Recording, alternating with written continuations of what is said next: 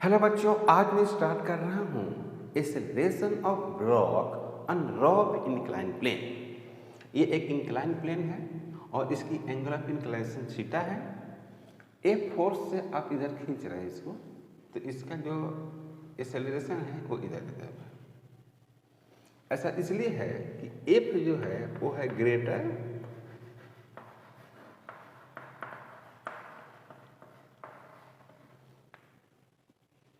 M g sine theta इधर लगेगा और फ्रिक्शन भी कहाँ लगेगा, इधर लगेगा। तो एफ फोर्स कहाँ लगेगा,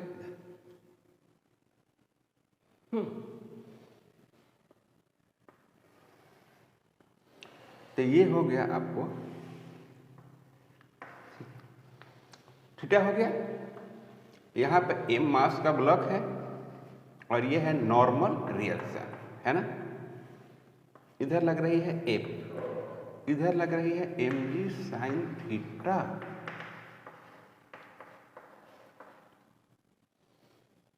फ्रिक्शन फोर्स, और इधर लग रही है m g cos theta.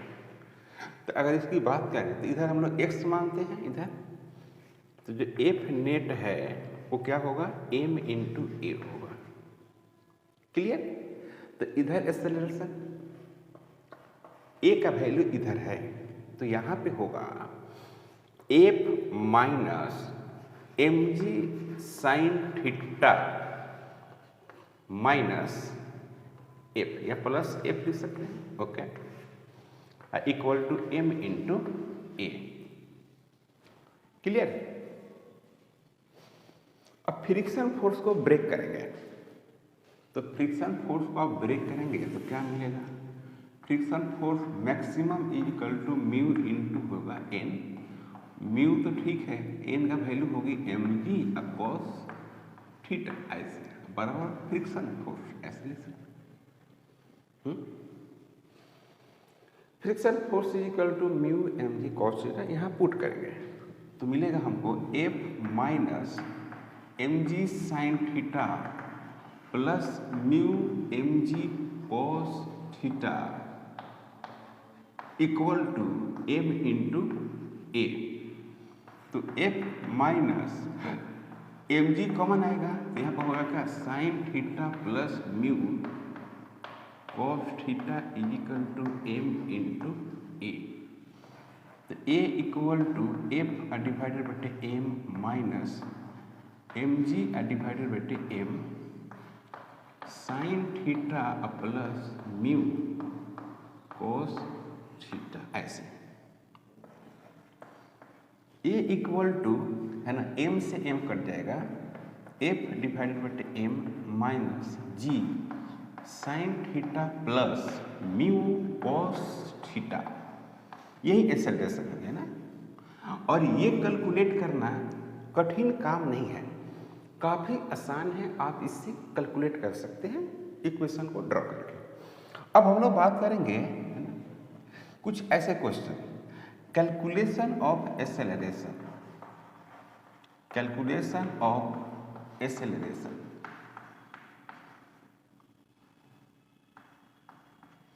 Acceleration का कैलकुलेशन करना है हमको, तो मान लीजिए कि इस तरह का है आपको,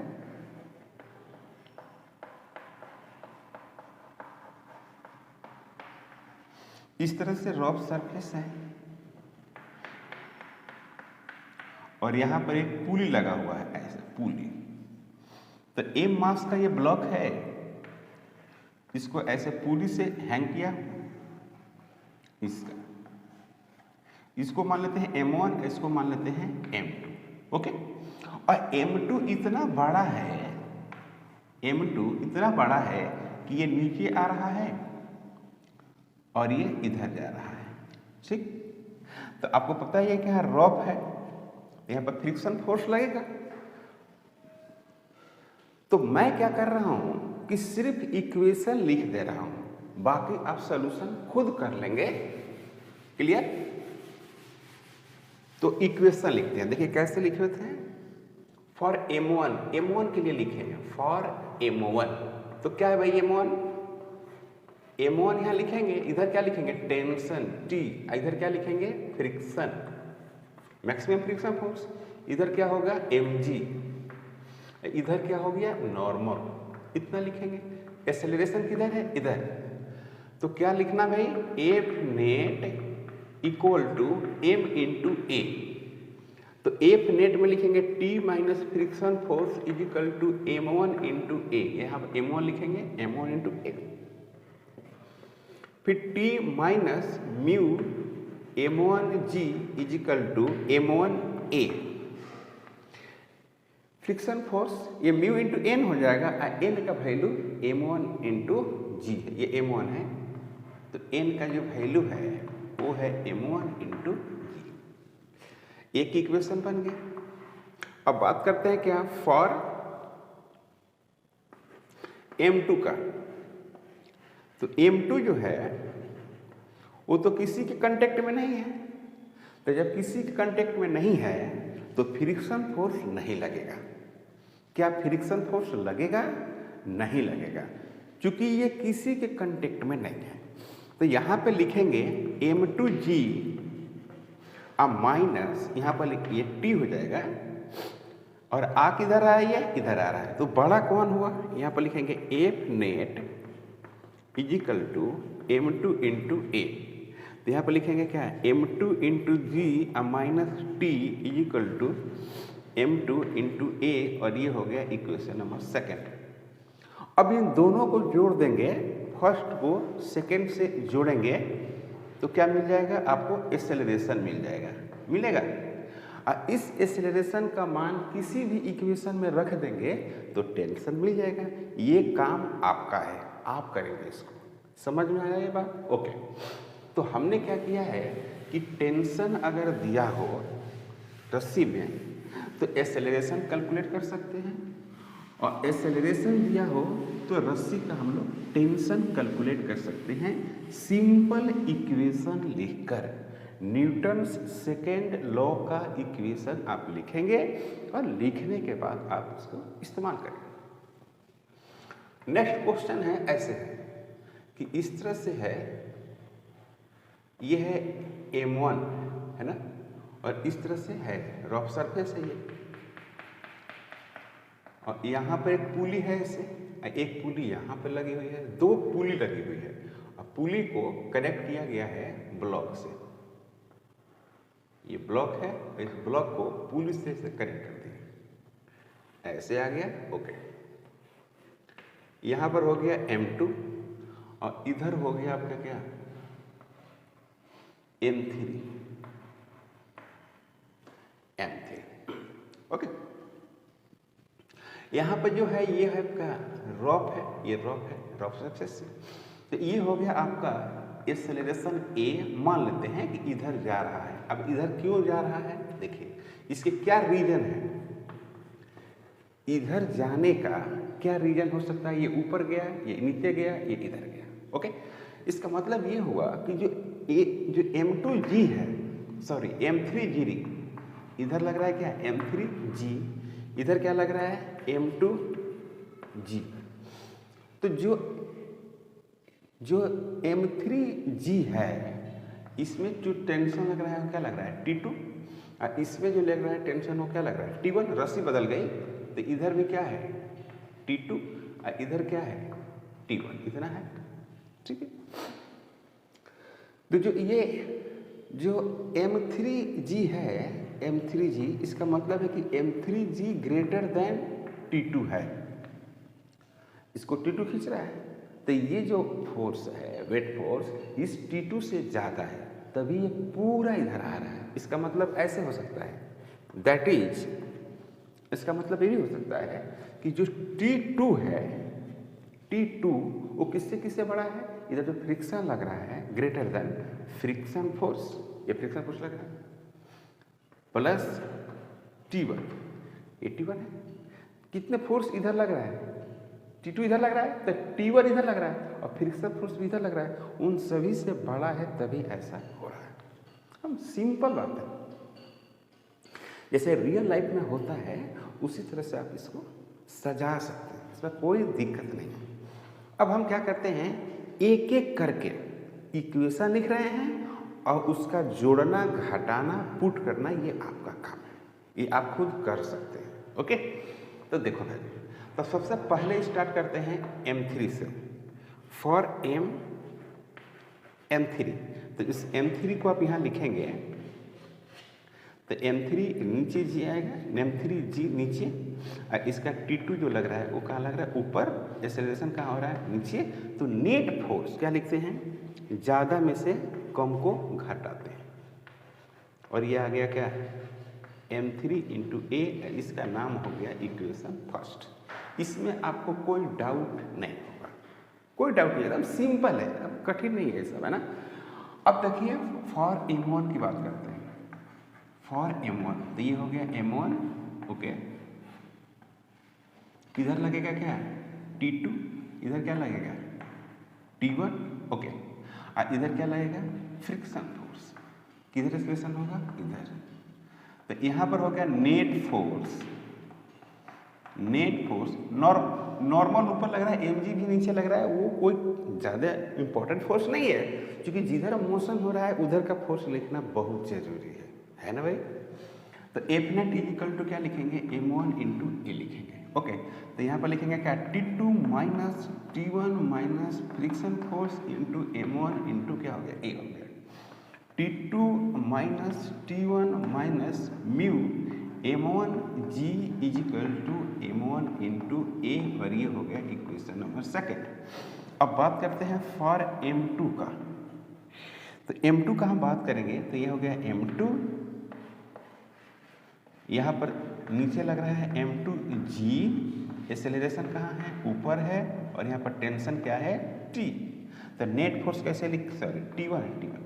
तो नेट फोर्स कैसे लिखेंगे, T1 minus M2G is equal to M2A, यही होगा नेट इक्वेशन। अब जरा समझिए, हमको कैलकुलेट करना है एक्सेलरेशन एंड टेंशन।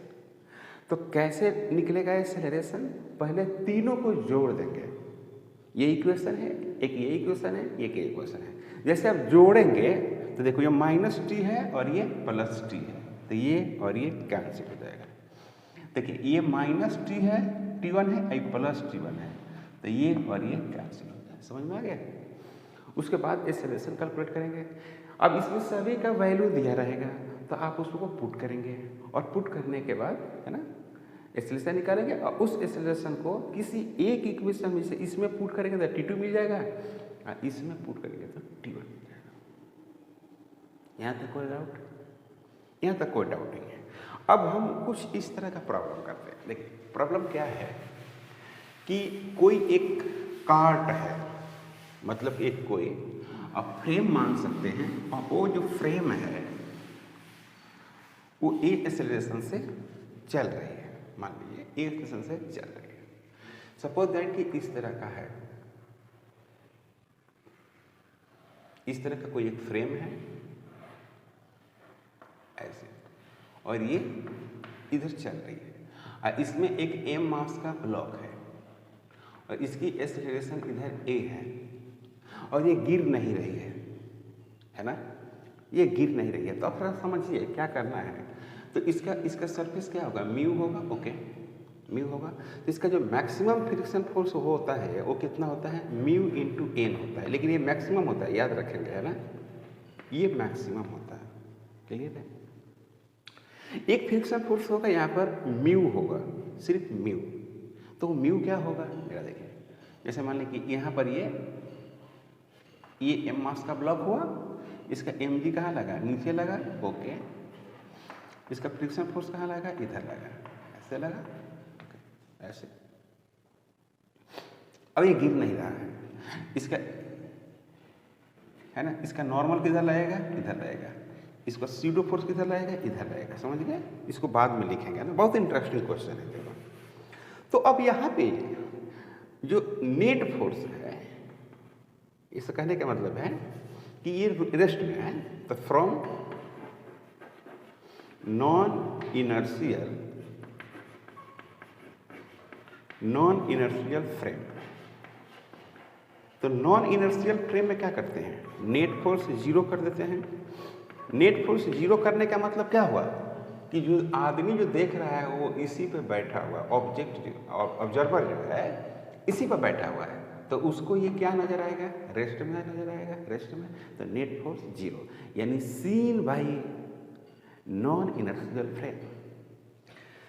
तो अब देखिए, तो इधर हम क्या कर देते हैं, यहाँ पे एफ एक को mg करेंगे और क्या करेंगे 0, ठीक है। तो यहाँ पर क्या करें, एफ फिजिकल टू देख रहे हैं ना, mg आ गया, जो फ्रिक्शन फोर्स है, फ्रिक्शन फोर्स वो mg है। लेकिन जब मैक्सिमम फ्रिक्शन फोर्स की बात आएगी तो लिखेंगे क्या, म्यू इंटू एन, यानी n minus m a equal to 0। तो यहाँ पर नॉर्मल फोर्स mg न होकर ma हो गया, तो मैक्सिमम जो फ्रिक्शन फोर्स होगा वो म्यू इंटू एन होता है। तो मैक्सिमम फ्रिक्शन जो फोर्स है वो क्या लिखेंगे, म्यू इंटू एम इंटू ए। मोस्ट इम्पॉर्टेंट, ये आपको पता है कि म्यू जो एक्स है वो ग्रेटर देन इक्वल टू ऐसे होता है, यानी mu into m a greater than equal to m into g, यानी ये हो गया a greater than equal to g divided बटे म्यू। ये कांटेक्ट में रहने के लिए ये कंडीशन है, अगर इससे कम हुआ तो वो गिर जाएगा, समझे। इससे अगर कम हुआ एक्सेलरेशन, इस कार्ड का एक्सेलरेशन, तो ये गिरेगा, ये कंडीशन है और बहुत इंपॉर्टेंट है।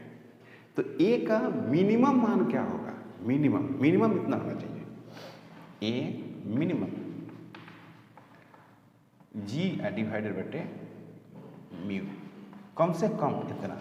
और म्यू का वैल्यू क्या होगा, म्यू का वैल्यू आपको पता ही है 0.2 0.3 है ना, इस तरह का वैल्यू होती है। अगर 0.2 होगा तो ए मिनिमम का वैल्यू कितना हो जाएगा, ये 10 था, ये 0.2 है तो 100 हो जाएगा, तो 100 में 2 से डिवाइड करेंगे तो 50 मीटर पर सेकेंड स्क्वायर है कि नहीं। तो इस तरह का आपको क्वेश्चन आता है। एक क्वेश्चन आता है, बड़ा फेमस क्वेश्चन है, कई तरह का से आता है। जैसे एक क्वेश्चन ऐसे आता है कि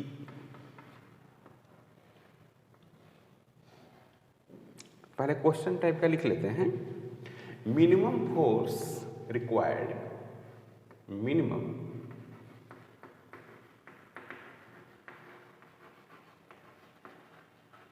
force required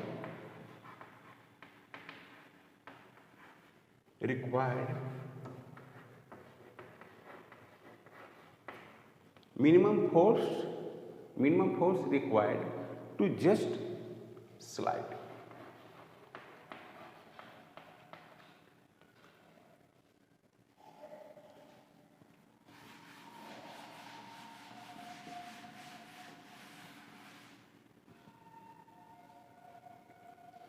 minimum force required to just slide.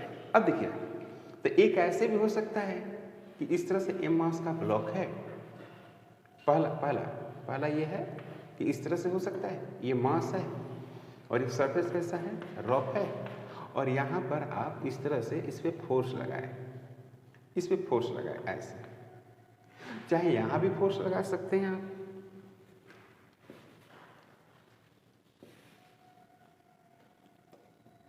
इस तरह से ऐसे फोर्स लगाइए, ये हो गया फर्स्ट ऐसे। तो यहाँ पर फोर्स लगाएंगे तो कुछ एंगल होगा इसे, मान लीजिए कि ये है थीटा और ये एफ है, इस तरह से इसको पुश करें। तो इसको ध्यान दीजिएगा, इसको डायरेक्ट लाइए इधर और ऐसे कर दिया है ना। तो ये हो गया एफ हो गया और ये भी कितना हो गया, थीटा हो गया, ये भी थीटा हो गया। तो इसका एक कंपोनेंट इधर हो जाएगा एफ कॉस थीटा, है ना, एक कंपोनेंट इसका इधर हो जाएगा एफ साइन थीटा, है ना। इसका एम जी कहाँ हो जाएगी, नीचे, इसकी नॉर्मल कहाँ हो जाएगी, ऊपर, और ये फ्रिक्शन फोर्स लग जाएगी इधर। और हमको लिखना है कि जस्ट स्लाइड करेगा, जस्ट चलेगा ये। तो चलेगा कैसे, ये वाला जो होगा ना, ये वाला एफ जो होगा कॉस थीटा वो greater than equal to friction force, सही है, तभी चल सकता है कि नहीं। जब जस्ट चलने को हो तो इक्वल टू, जस्ट चलने लगा तो ग्रेटर देन, कांस्टेंट स्पीड से चलेगा, ऐसा मानना है कि नेट फोर्स क्या करना है, हमें जीरो करना है इसमें। तो ये कंडीशन होनी चाहिए। तो यहाँ पर लिख सकते हैं क्या, f cos theta greater than equal to, इसको लिख सकते हैं म्यू इंटू एन। एक इक्वेशन। एन कैसे निकलेगा? देखो भाई, नॉर्मल ऊपर, एम जी नीचे, एफ साइन थीटा भी क्या है नीचे, कंपोनेंट तोड़ दिया मैंने फोर्स का। तो यहाँ पर लिखेंगे क्या? N minus m g minus f sine theta is equal to 0। तो यहाँ पर क्या होगा? N equal to M g plus f sine theta, n equal to M g plus f sine theta, ऐसे लिखेंगे। ओके, पुट करेंगे यहाँ पर फ्रॉम फर्स्ट, तो फर्स्ट से लिखेंगे तो क्या लिखेंगे? F cos theta greater than equal to, f cos theta greater than equal to mu, या एन के बदले लिखते हैं एन, एन ये है, ये भले एन है, एन, तो m g plus f sine theta, तो क्या लिखेंगे हम लोग? M g plus f sine theta. तो यहाँ पर लिख सकते हैं क्या? F cos theta greater than equal to mu m g plus mu f sine theta, f cos theta minus mu f sine theta greater than mu m g. तो यहाँ पर क्या होगा? एफ, और यहाँ पर हो गया क्या? Cos theta minus mu sine theta greater than equal to mu m g. तो f greater than equal to mu m g divided by cos theta minus mu sine theta. तो एफ जो minimum होगा वो क्या होगा? Equal to होगा, और mu m g divided बटे cos theta minus mu sine theta, इस तरह का रिजल्ट होगा। ये रिजल्ट होगा, ये इंपॉर्टेंट रिजल्ट है। अब एक और बात है इसमें, दूसरा है इसमें सेम इसी तरह का, और आप बना सकते हैं, इसमें कोई प्रॉब्लम नहीं है। सेम यहां पर एम मास का एक ब्लॉक है, रफ सरफेस पर रखा हुआ है, और फोर्स का लगाया जा रहा है कितना? एफ, एफ फोर्स है, और ये हो गई आपका थीटा। तो यहाँ पर क्या होगा? इधर नॉर्मल, इधर हो गया एफ कॉस थीटा, इधर कंपोनेंट टूटेगा, उसका नाम होगा एफ साइन थीटा, इधर हो गया क्या? M g. तो ऐसा ही रिजल्ट आएगा, इधर प्लस हो जाएगा, है ना? तो अब यहाँ पर सेम, यहाँ भी वही कंडीशन है, देखिए तो सेम है कि नहीं? सेम वैसे ही करता है। अब यहाँ पर क्या है? नॉर्मल ऊपर है, और नॉर्मल ऊपर लग रहा है ना, और एफ साइन थीटा भी ऊपर लग रहा है, तो यहाँ पे हो जाएगा ऐसे लिखेंगे, ठीक है? ऐसे। अब इसको यहाँ पुट कर दीजिए, तो सिर्फ यहाँ पर क्या हो जाएगा? यहाँ पर हो जाएगा माइनस, ये हो गया क्या? माइनस, ये हो गया क्या? प्लस, ये हो गया प्लस, ये हो गया प्लस, ये हो गया प्लस, है ना? तो इस तरह के भी पूछता है। अब हम लोग बात करते हैं angle of repose. Angle of repose से आप क्या समझते हैं? एंगल ऑफ रिपोज, इसका वैल्यू थीटा होता है। ये क्या होता है? किसी इंक्लाइन प्लेन है, जैसे पहली बात क्या है, ऐसा मान लीजिए कि इस तरह का है, एक सरफेस है, और इस पे एम मास का एक ब्लॉक है एम, और ये इसका वैल्यू म्यू है, और इसके अबाउट, इस पी के अबाउट आप क्या कर रहे हैं? इसको क्यू को आप ऊपर की तरफ उठा रहे हैं, ऐसे उठा रहे हैं, ऊपर की तरफ उठा रहे हैं, ऐसे उठा रहे हैं। तो ये क्या होगा?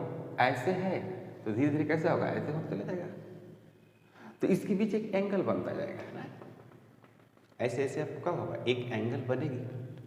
तो उसी एंगल को हम लोग मिनिमम, है ना, उसी एंगल को हम लोग एंगल ऑफ रिपोज कहेंगे।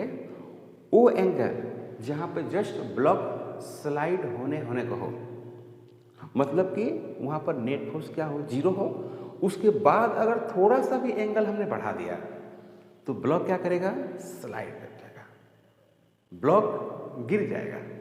तो यहां पे हो गया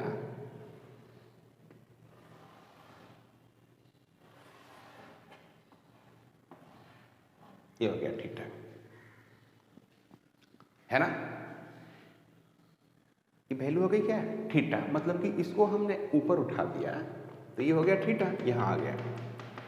ये कौन है, P, ये कौन है, Q, और ये हाइट h है, ये बेस क्या है, B है, और इसको हमने ऐसे लिखा है।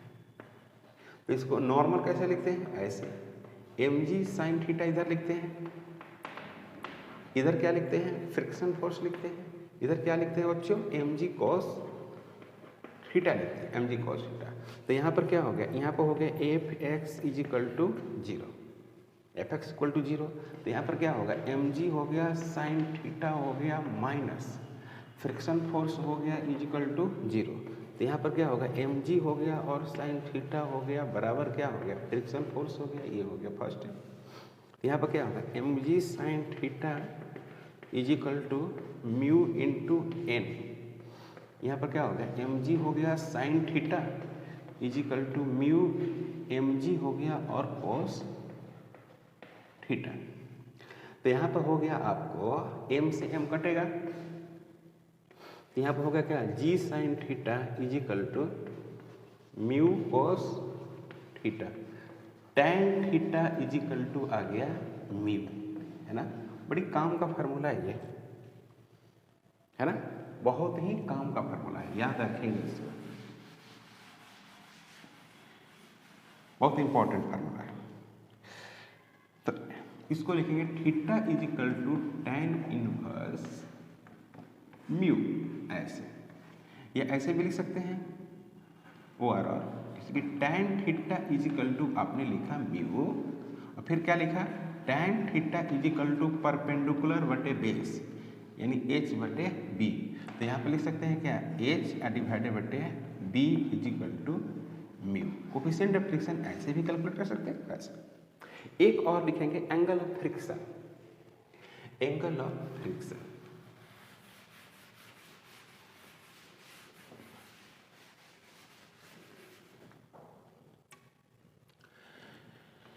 एंगल ऑफ फ्रिक्शन, इसको सुजित लेमडा लिखते हैं, लेमडा कई जगह अपना होता है। अब यहाँ ये कौन सा एंगल है, जैसे m मास का एक ब्लॉक है, नीचे और लिखते हैं, यहाँ पर हो गया क्या, m मास का एक ब्लॉक ऐसे,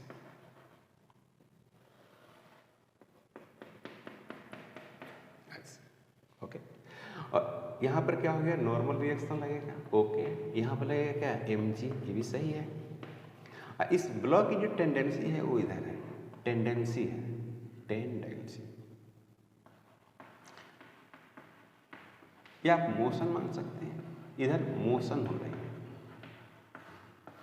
है ना, टेंडेंसी, टेंडेंसी, और क्या है भाई, मोशन।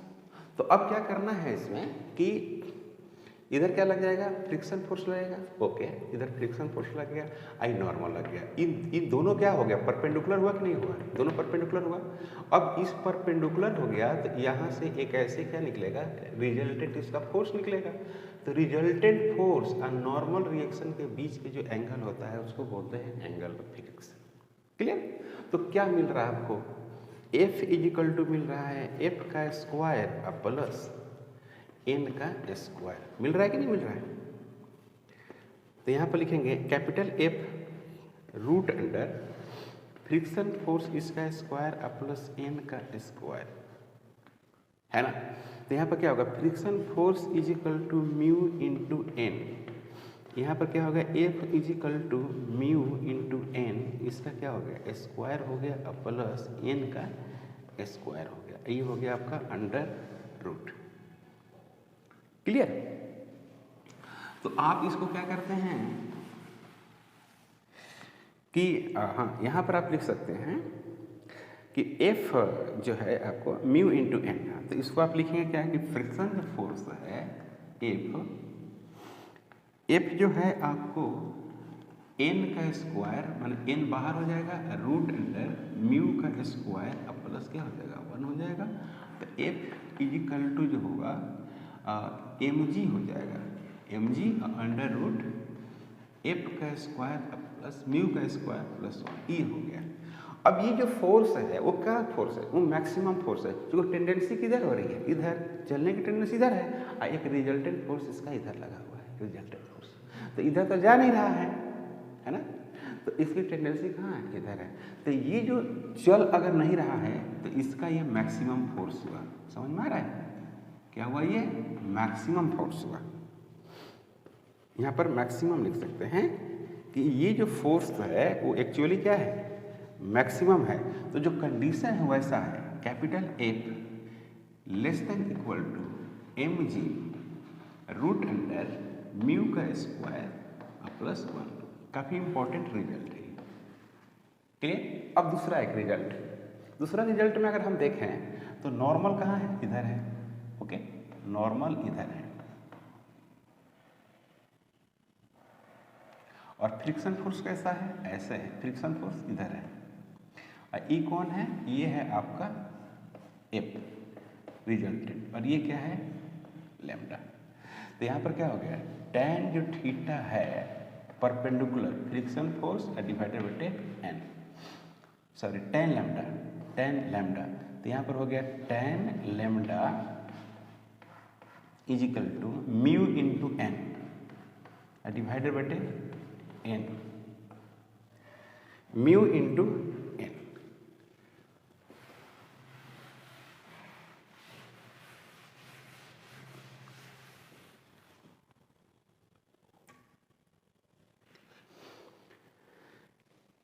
तो ये हो गया tan lambda is equal to mu into N.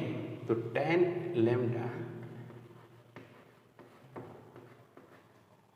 तो यहाँ पर क्या हो गया आपका म्यू। अब म्यू का बदले आप क्या जानते हैं, म्यू के बदले अभी आप पढ़े थे tan थीटा, तो एक रिलेशन आ गया है tan lambda is equal to tan theta, ऐसे कैसे, ये भी है इंपॉर्टेंट है ये।